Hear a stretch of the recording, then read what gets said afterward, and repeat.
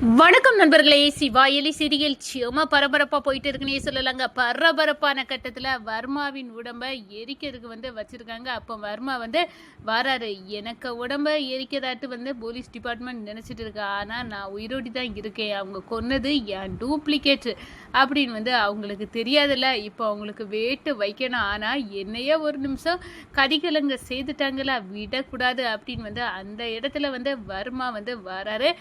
அதே நேரத்தில் அதிகாரிக அந்த வர்மாவின் உடம்ப இனி எரிங்க அப்படின்னு அந்த இடத்துல இன்ஸ்ட்ரக்ஷன் கொடுத்துக்கிட்டு கிளம்புறாங்க. ஒரு கட்டத்தில் அப்படியே நடுங்கு வைக்கும் விதமாட்டு அவங்க போகிற காரில் பாமை வச்சு போட்டு தள்ளிடுறாங்க. வர்மா இந்த செயல் எப்படி நடந்துச்சு அதிகாரிக எல்லாம் இப்போ அவங்க சாவுக்கு காரணம் நிச்சயமாக இதில் மர்மம் இருக்குது. இது வர்மாவின் செயல் தான். வர்மா அந்த டூப்ளிகேட்டை எரிக்கிறதுக்கு உள்ள அந்த இதுக்கு வந்திருக்கான். அவன் தான் அந்த அதிகாரிகளை போட்டு தள்ளியிருக்கான் அப்படின்னு உள்ள விஷயத்த நம்ம அயலி புரிஞ்சுக்கிட்டாங்க. தூக்கி வாரி போடுது. இனி அவன் ஓய மாட்டான். கண்டிப்பாக அவனுக்குள்ளே இருக்க அந்த வெறியை நம்ம தூண்டி விட்டுட்டோம். அவன் ஏதாவது எடக்கு மடக்கா செய்துட்டே தான் இருப்பான். அவனை ஈஸியாக கேப்சர் பண்ணிடலாம். அவன் கோபத்தில் இருக்க நேரம் கண்டிப்பாக அவனை பிடிக்க முடியும் அப்படின்னு அந்த அயலி பொறி வச்சு வர்மாவை பிடிக்க ஆப்பு வைக்கிறாங்க. அதை பற்றி தாங்க இந்த வீடியோக்குள்ளே பார்க்க போகிறோம். அதுக்கு முன்னாடி சேனலுக்கு லைக் அண்ட் சப்ஸ்கிரைப் பண்ணுங்கள் ஃப்ரெண்ட்ஸ். ஃபஸ்ட்டு எடுத்த உடனே பார்த்தோன்னா நம்ம அயலி போட்டு உடைக்கிறாங்க விஜயகுமார்கிட்ட. நிச்சயமாக அந்த வர்மா சாகலை, உயிரோடி தான் இருக்கா. எங்கள் அம்மா சொன்ன வார்த்தைகள் எனக்கு மனசில் இப்போ ஈட்டி கணக்காக ஒலிக்குது. நான் இப்போ நர்வஸாக இருக்கேன்னா அதுக்கு பின்னணியில் இதுதான் சார் காரணம். அந்த வர்மா சாகலை. அவன் என்னமோ டூப்ளிகேட்டை தான் நம்ம சாகடிச்சது போல திருப்தி எனக்கு இருக்குது.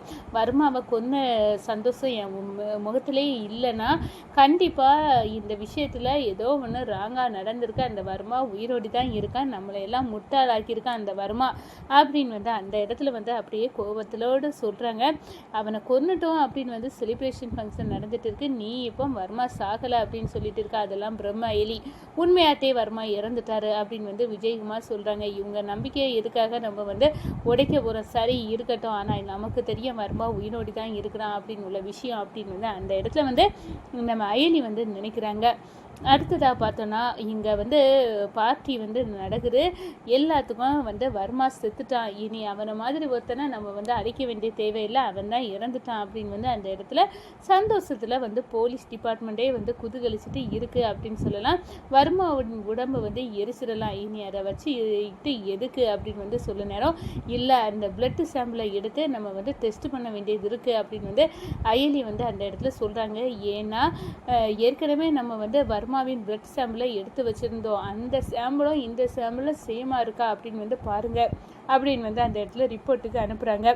ஒரு கட்டத்தில் பார்த்தோன்னா அது லேபில் டெஸ்ட் நடந்துட்டு இருக்கு. வர்மாவின் உடம்பை இனி எரிக்கலாம் அப்படின்னு அந்த இடத்துல எரிக்கிறதுக்கு எல்லா ஏற்பாடுகளும் நடந்துட்டு இருக்குன்னு சொல்லலாம்.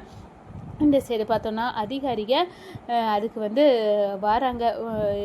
வர்மாவா இறந்துட்டாரா, அந்த உடம்பை செக் பண்ணிடலாம் அப்படின்னு பார்க்குறாங்க. ஆனால் நம்ம வர்மா நம்ம டூப்ளிகேட்டுக்கு நம்ம இந்த அளவுக்கு நம்ம டூப்ளிகேட்டே சாகடிக்க அளவுக்கு கதிகலங்க செய்திருக்கு போலீஸ் டிபார்ட்மெண்ட். இது நம்மளுக்கு நல்ல விஷயம் இல்லை. கண்டிப்பாக இதுக்கு வரவங்களை நம்ம போட்டு தள்ளணும் அப்படின்னு வராங்க. ஒரு கட்டத்தில் அதிகாரிக வர நேரம் அதில் பாமை செட் பண்ணி நம்ம வர்மா அந்த காரை எரிக்க வச்சு அந்த அதிகாரிகளை சாகடிச்சிடாங்க. இந்த டிபார்ட்மெண்ட் போலீஸ் டிபார்ட்மெண்ட்டுக்கு இந்த தகவல் கிடைக்கிது. நம்ம அயலி சாக்காராங்க. நிச்சயமாக இது வேறு யாரோட வேலையும் இல்லை. வர்மாவின் இறப்பை கொண்டாடணும்ல. இப்போ வர்மா தான் நம்மளுக்கு ஆப்பு வச்சிருக்கான். அவன் சாகலை, உயிரோடி தான் இருக்கான். இதுதான் அவன் நம்மளுக்கு நான் சாகலைன்னு சொல்லக்கூடிய க்ளூ எவிடன்ஸ் அப்படின்னு அந்த இடத்துல அயலி புரிஞ்சுக்கிறாங்க. ஒரு கட்டத்தில் பார்த்தோன்னா விஜயகுமார்கிட்ட சொல்கிறாங்க, அந்த ரிப்போர்ட் வந்தாச்சா பிளட் சாம்பிள் அப்படின்னு பார்க்க நேரம் ஆமாம் வந்துடுச்சு. ரெண்டும் சேம் இல்லை, வேறு வேறு. அப்போ வர்மா உயிரோடி தான் இருக்கான்.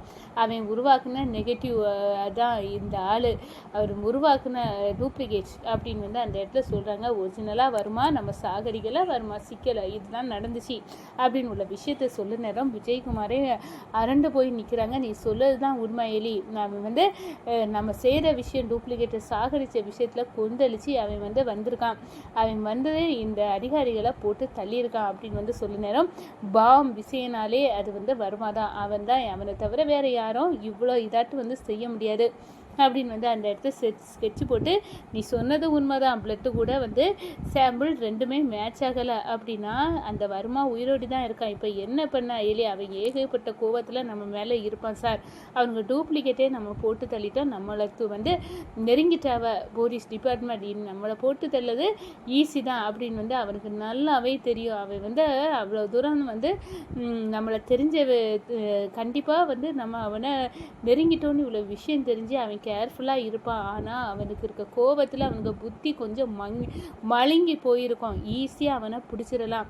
ஏன்னா அவனுக்கு கோப வெறி வந்து அவ்வளோ கொளுத்து விட்டு எரிய நேரம் அவனுக்கு அறிவு வந்து சிந்திக்காது. இந்த விஷயத்தில் அவனை ஈஸியாக நம்ம கையும் களவுமா வந்து பிடிச்சிடலாம் அப்படின்னு வந்து அந்த இடத்துல வந்து நம்ம அயலி சொல்ல நேரம் விஜயகுமார், நீ உன்னால் இதை முடியுமா அயலி? கண்டிப்பாக முடியும் சார்.